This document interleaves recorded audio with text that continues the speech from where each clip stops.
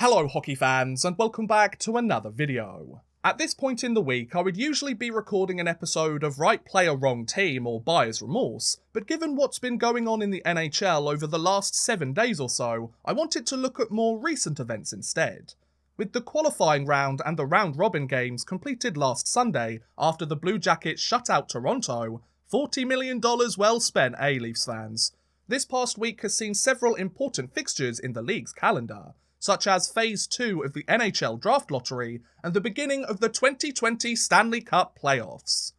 Since a lot has happened both on and off the ice in such a short span of time, and with the crazy, unexpected, and even historical results that they have provided, I figured it would be interesting if we took a closer look at what went down this week, because oh boy has it been a rollercoaster of a ride. Let's start with the big news on Monday night during Phase 2 of the NHL Draft Lottery. For those of you who don't remember why the lottery needed a Phase 2 this year, let me give you a bit of background. The first phase of the draft lottery saw the 7 teams who failed to make it to the qualifiers find out where they would be drafting in the first round of the 2020 draft.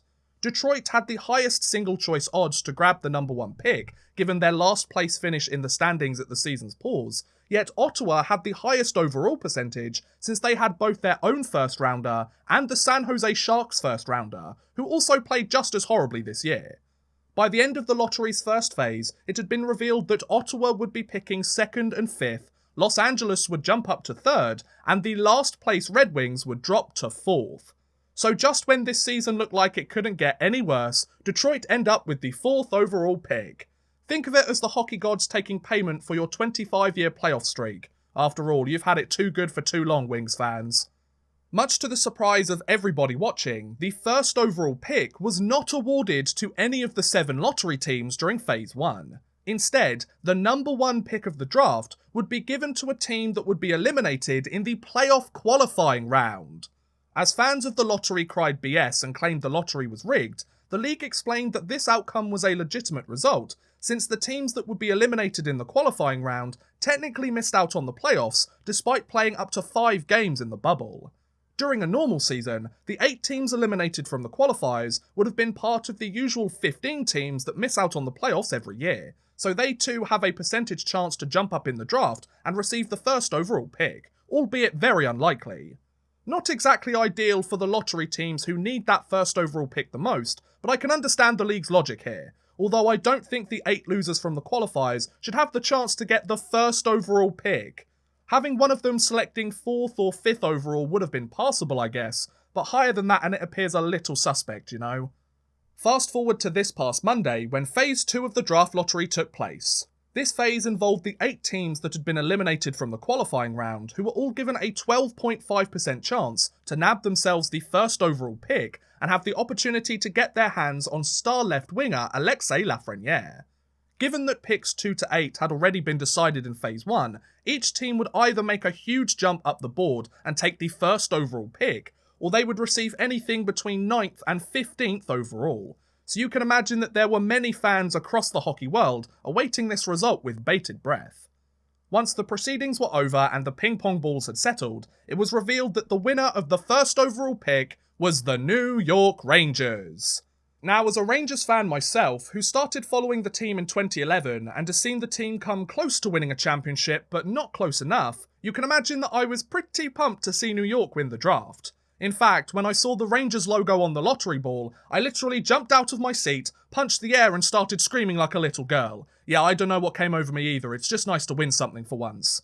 Oh, but Oddman Rush, the lottery was obviously rigged. The guy dropped the Rangers ball in the machine before it was verified by Bettman, and he had to fish it out and put it back in again, and then he was watching the balls bounce around to make sure the Rangers ball was picked. It was rigged in New York's favour. Okay, that's a pretty big accusation that you're making there, folks, so let's deconstruct this a little bit. First of all, the latter point that you just made is a huge stretch, as he was clearly looking at the machine to make sure it was working how it was supposed to. What do you want the guy to do? Stare straight at the camera for a whole minute until he's told to stop? That would be a little bit weird if you ask me, folks. Secondly, at least the pick didn't go to a stacked team like Pittsburgh, Edmonton, or even Toronto.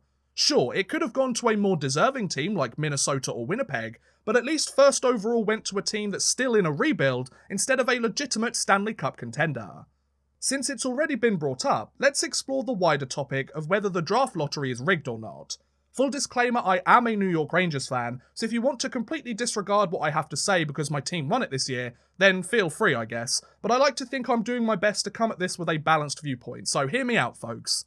Do I understand that fans think the lottery is rigged because their team has either never won it, or they keep seeing the same teams get it again and again? Absolutely, I completely understand the frustration. I mean, Edmonton has won it enough this last decade. But do I think it's actually rigged? No, and here's why.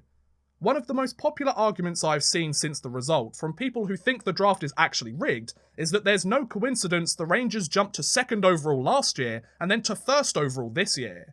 They argue that the league rigged it for Lafreniere to go to New York, as New York is both a large market and a big moneymaker for the league, so it will make the NHL a lot of money over the next decade through advertising, ticket sales and merchandise if one of their next superstars is playing under the bright lights of Broadway.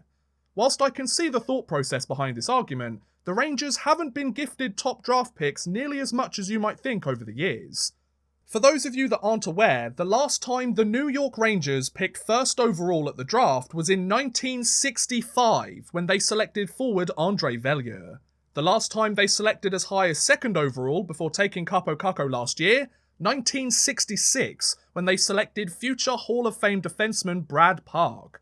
So the last time the New York Rangers had either the 1st or 2nd overall pick in the draft, the NHL was still in the original 6 era.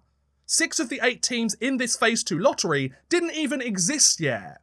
I get that teams like Minnesota and Nashville have never had the 1st overall pick yet, but the Rangers had to wait 55 years to get their hands on one. They were due, folks.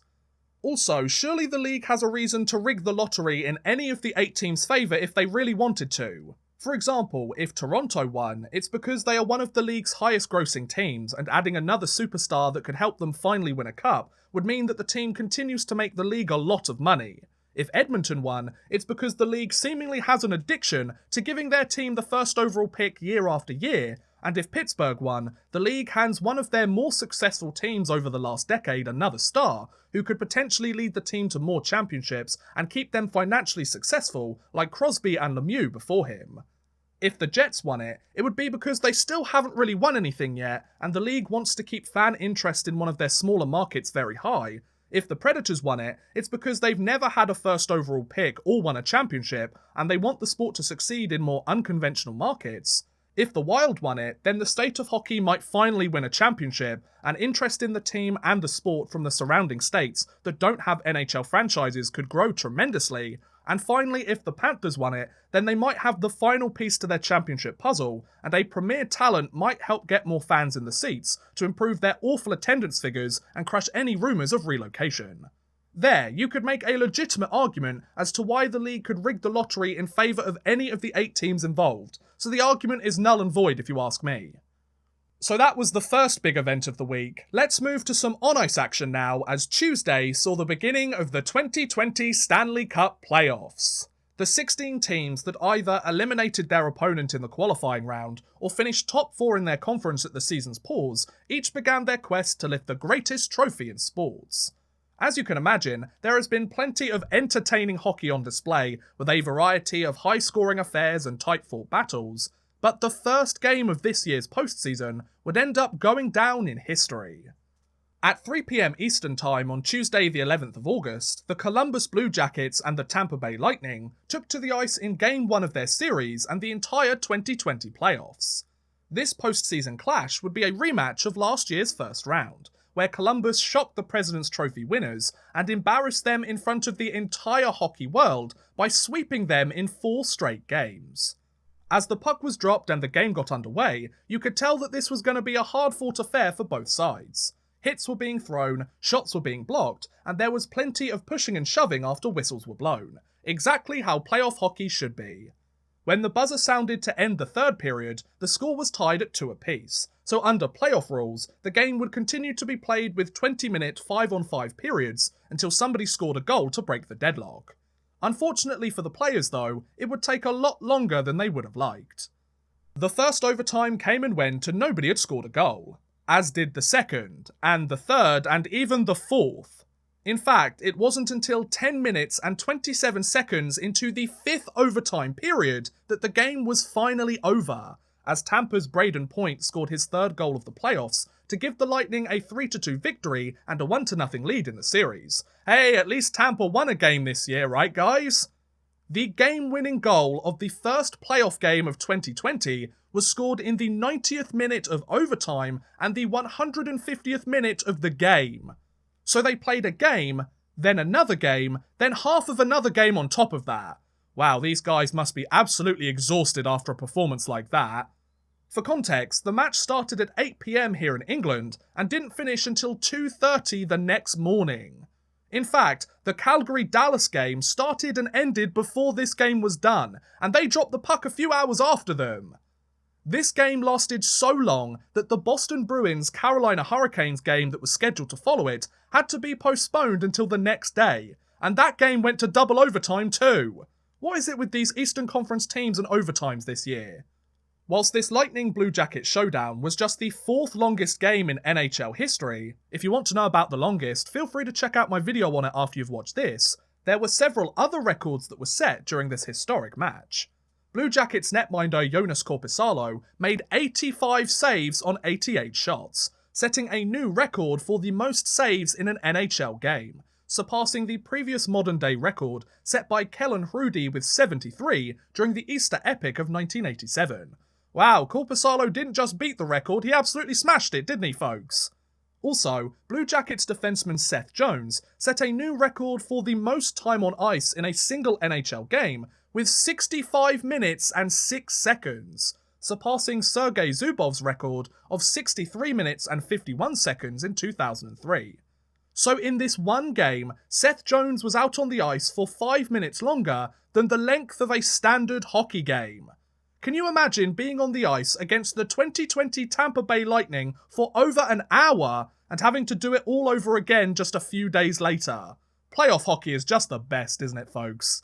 Some other interesting stats from this game that are worth mentioning include how the Blue Jackets blocked 62 shots, which was just one less than they took all game long. Columbus's David Savard blocked 11 of those shots himself, and Tampa's Andrei Vasilevsky set a new Lightning franchise record for the most saves in a playoff game with 61, surpassing a record set by Nikolai Habibulin.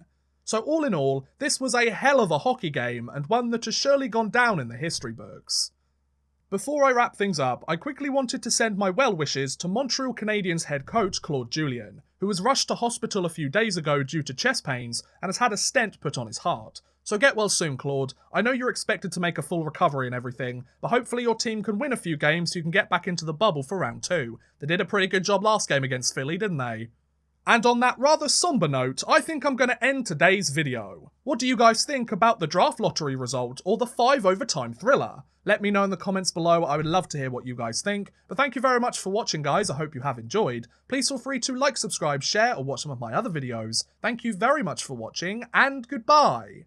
A big thank you to Antti Hannanen, Chris Gadsby, Connor B, John Plomin, Jordan Whitehead, Martin Tolness, Paul Mallia, Roman from London, The Legacy, and Worthless Pieces for helping support this video via Patreon. If you too want to help support the channel a little bit further and get a shout out at the end of every future video, make sure you head over to patreon.com/oddmanrush and become a patron today.